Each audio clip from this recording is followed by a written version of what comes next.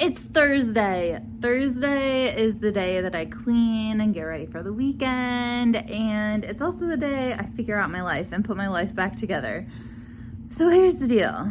Now that's what I call summer readathon. Has been going on for a bit. It is the 13th or 14th? I don't know. My phone's not really... I don't know what day it is, but it's the 13th or 14th of January. And here's the deal, like I have been slacking on my own readathon, and I think that it is because basically Heather and I have been planning this readathon for so long. Like basically I've been living this readathon in my head for like months, like 6 months or something. So anyway, I watched Heather's most recent video. It inspired me to get my act together, and I need to think about an 80s or 90s playlist that I can kind of jam to as I'm cleaning and getting ready for the weekend. So yeah, let's talk about what I used to listen to as a kid. Okay, so I'm not really into music. I like to dance and stuff like that, but I don't really like pay attention to music in the way that I pay attention to books. But when I was in 4th grade, I became friends with this girl who was really into country. And sorry, Heather, I hate country. But because I was in 4th grade and I wanted to be cool like my friend, like I liked country, even though I didn't really like country. However, despite not actually liking country, now listening to a particular like batch of songs that I listened to so much in 4th grade now gives me like happy, nostalgic sort of feelings, even though I don't like country. So I think I might listen to that. And then like there's like the 90s stuff, but I feel like I didn't really listen to that too much. I feel like the other songs that are really cool for me are like college songs. So I graduated high school in 2004. So like from like whatever was popular, like 2004 through like 2009, I would say those are like the songs that I danced to a lot in a lot of different locations with a lot of different people and such things. So I think that's what I'm gonna go for. A little bit of country, even though I hate country, because it still makes me happy, but only the 4th grade version of country. So that's like, okay. Actually, I listened to it recently. Like, Whose Bed Have Your Boots Been Under, for example? Why did I listen to that? That is not an appropriate song. And then, like, basically some Garth Brooks. Basically, it was like Garth Brooks and Shania Twain. And yeah, those songs are kind of actually not really about the best content. But I think I'm going to listen to that for a little bit. And then I'm going to switch it up and listen to, like, early 2000s stuff, which I realized it's not 80s or 90s, but I was still like a college child. Like I feel like 18 to 22-ish, you're still a child, and it's still good. And I'm gonna just clean, get ready for my weekend, and jam to that music. Okay, also this came in the mail today. This is my Parnassus first edition book pick for January. So I think I'm gonna read it tonight after I'm done cleaning. I need to know who writes these songs. So I'm listening to the album of Shania Twain's that I had as a kid, like in 4th grade. And I just started from the beginning to listen to all the songs. The first song I never apparently listened to, like must have skipped that part on my CD just because it was slow and boring. But the next song that I listened to all the time was Any Man of Mine. And listening to the lyrics, like, what the heck was I brought up on?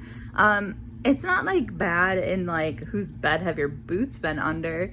But basically, Shania is singing about, like, any guy that she's with has to, like, just, like, do whatever she wants and, like, have no opinion and be, like, a doormat, basically. And when she's having a bad hair day, he needs to act some kind of way. And, like, dude, a bad hair day is not going to ruin your whole day. It is okay. Like, are there women out there who really have a bad day when their hair is not good? I don't know. I just put my hair in a ponytail sometimes. I mean, I don't know. That's so dumb. So it's like all these stereotypes of women that she's like saying like, yeah, these are true, and when these are true, you better treat me this kind of way. I just know I do not like it. What else was she saying besides when she has a bad hair day? Oh, when she like keeps changing her mind about stuff, like when she's fickle and just like, you know what? I don't like this song. Hello everyone, it's Friday. I want to quickly tell you about a book that I devoured last night before I have to go to work this morning. So the book is Mouth to Mouth by Antoine Wilson. It is so tiny, so you can just read it in one sitting. I got this from Parnassus's first edition book club, and it was so good. So the beginning kind of reminds me of like A Gentleman in Moscow, in just like basically like being in an enclosed space kind of with people you haven't met before, I guess. And so basically this guy, I don't even remember their names. I know one is Jeff. Actually, we don't even know the name of our other person. They never tell us. So anyway, the narrator, who we don't know, is going away to Germany. He's an author, whatever. It doesn't really matter why he's going to Germany, but the fact is he's in the airport, his flight is delayed, and he runs into this acquaintance from college. They were never really friends. They just like had a class together. And so he says hi to him, and like he's on the same flight or waiting for the same flight. And this guy gets really excited to see him, and he has first class like lounge tickets or whatever. So they go to the first class lounge just to hang out over a few beers and talk. And so that's the aspect that kind of reminds me of A Gentleman in Moscow. Just this small, cozy, sort of almost claustrophobic, but not, atmosphere where it's just two guys over a beer. One of them just starts telling a story. So the guy who's telling the story, his name is Jeff, and he reminds me of a date I had once where this guy was such a fascinating person, but he was so into himself. Like literally we didn't talk about me like hardly at all the entire night. He was just like telling all these stories of his travels and all this stuff, and like, yes, interesting, but didn't care at all about the other person that he was chatting to. So Jeff is just off telling a story, and his story basically starts when he saved this guy's life. He was just at the beach one day, and this guy was like drowning, and he gave him mouth to mouth and chest compressions and saved his life. But then Jeff starts to get real creepy real fast. And okay, he saved this guy. Okay, good job. But then he starts to like almost like look for recognition. Like he returns the lifeguard's towel that they used or that they gave him to like dry off and kind of warm up after he saved this guy's life. And then he returns it, which to me is like basically asking for a thank you. Like, here's your towel back. Remember me? I'm the guy who saved the other guy. And then it just like launches into even more and more stuff where he finds out who the guy is that he saved, and he almost starts stalking him. Anyway, the story is so good, and I love the way the author basically like creates these natural pauses. Basically like they're in this lounge at the airport telling this story, and then they'll like do a little pause so one can go to the bathroom or get a drink or whatever. And it's just like such a nice like natural break in the narrative to kind of move it forward. And the ending, oh my gosh, like please, no spoilers, but the type of ending is my favorite, and I just want to hear what you guys think about it. So guys, this will take you 2 seconds to read. It's like 177 pages. No, 100. Oh, just kidding. I'm lying. I'm so sorry. It's 179. Like, please get this. Please read it. And we need to talk about it. Please, please, please. Because, oh my gosh, it was so good. I loved it. Okay, I have to eat my oatmeal and like go to work. So, bye. Guys, I just woke up. I'm at my mom's house. And I had a 90s dream. So I have to tell you about it. So I was at this hotel, which I've been at before. Not in real life, but in my dreams. And, basically, I couldn't find my room. I wasn't sure if I was 407 or 470 or I don't know.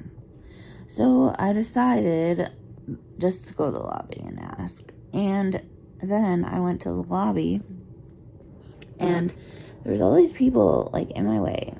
Couldn't really get to the front desk. And then I realized it was an author signing in the lobby that I accidentally stumbled across. I didn't even know what was going on. It's a good thing I got lost going to my room because I stumbled upon this author signing.